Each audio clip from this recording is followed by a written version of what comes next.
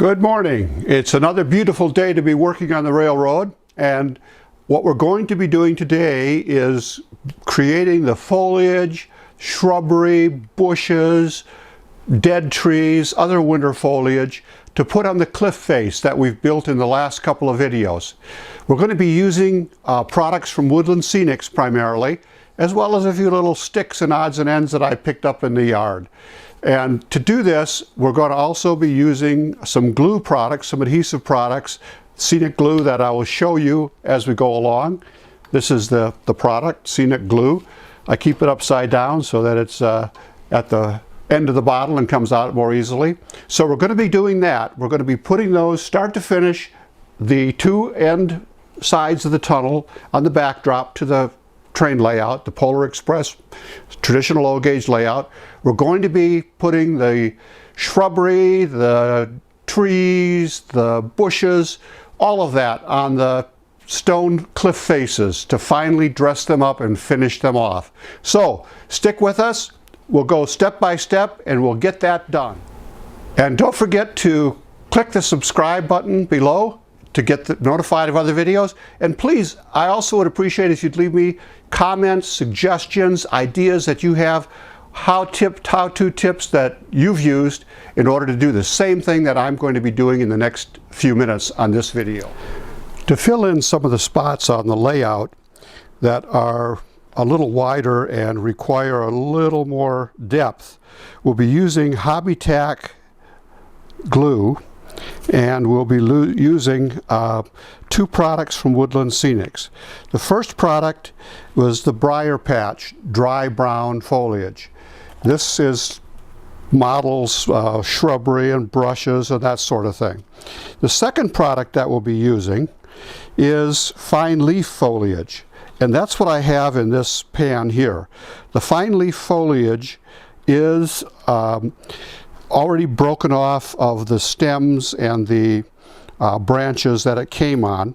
I did that earlier, and now I'm going to take a couple of trimmings off some of the tree armatures that I am using to make trees in my layout to form a little bit denser brush for the layout.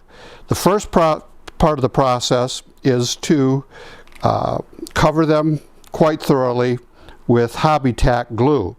And once the Hobby Tack glue has dried, which will take about 15-20 minutes, it'll remain tacky for quite a long time. So I'll let these dry, and then after they're dried, I'm going to be rolling them into this fine leaf foliage to create a couple of small bushes that will go on the layout and become part of the winter scene that's I'm modeling for my Polar Express layout. With the Hobby Tack all set on the little branches and trees that we're putting up, we next roll them into this tray of the fine leaf foliage, dead foliage, and that will cover them thoroughly with the brown wintry looking foliage. You need to give them a little shake because you don't want stuff falling off as you're putting them onto the layout. And that's what you end up with, something that is a dead winter shrub or a dead winter tree with the brown leaves on it. And this will be affixed to the layout, and it'll help to cover up a couple of places where there's a bare spot. So that's the next thing to do. The product that we're using from Woodland Scenics is called Briar Patch Dry Brown, which is a dead appearing foliage. And we're going to be affixing this using Scenic Glue to the backboard, the backdrop of the layout. This, once it's affixed, the glue will dry clear and not be visible. So we can put it on here without too much fear of it becoming an unsightly mess as this dries and adheres. So once it's been on there, it'll become a clear glue, and you won't see the glue once it's on the backboard. You can put this just about anywhere you want. I try to find places where it looks like there's hollows or crevices, and then I put the glue on the bottom and just slide the piece in a little bit into the place that I want it to go. There's not a real science to doing this. It's just really a matter of personal preference, the way you want it to look when you get through. Like I said, I think putting it into crevices, putting it into areas where in a real rock cliff there might have been some dirt that was captured that filled in an area, is a good way to go about it and makes it look more natural. The stems on this, you can break those off as you need to in order to be able to fit it into spaces that you otherwise wouldn't be able to get into. Don't be shy to put on the glue, because again, it will dry to a clear finish. You won't see the glue once it dries, and putting enough glue on there to properly affix it is going to make a big difference in the end. So once we start this process, really we just continue to do this same thing all over the backboard wherever we think we want to have some foliage stuck in.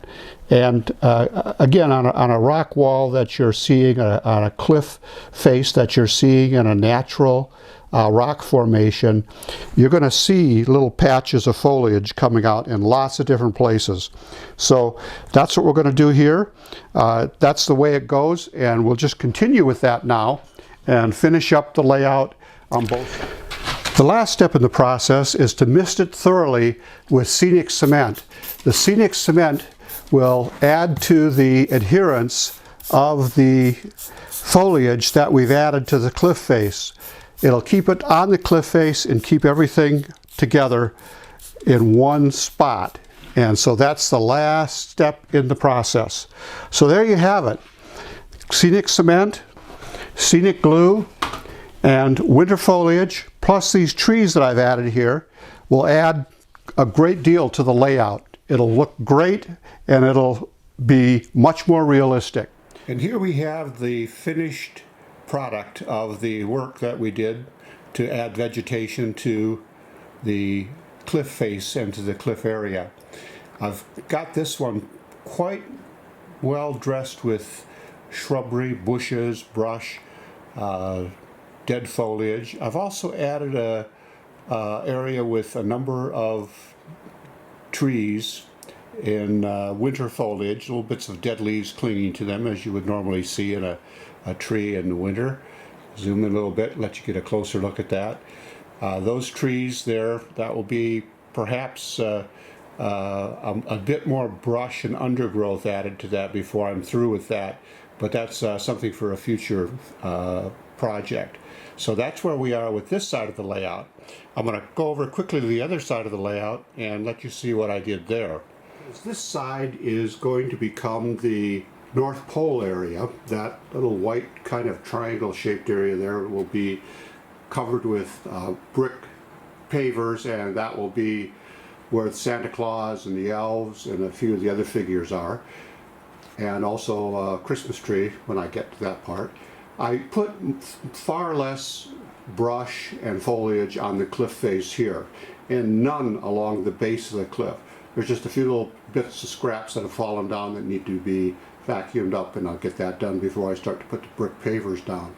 But on the cliff itself, I put far less foliage and then none along the base, because that's going to be used for the North Pole area. This area right here that I did paint brown to simulate the earth tone is going to be covered with trees.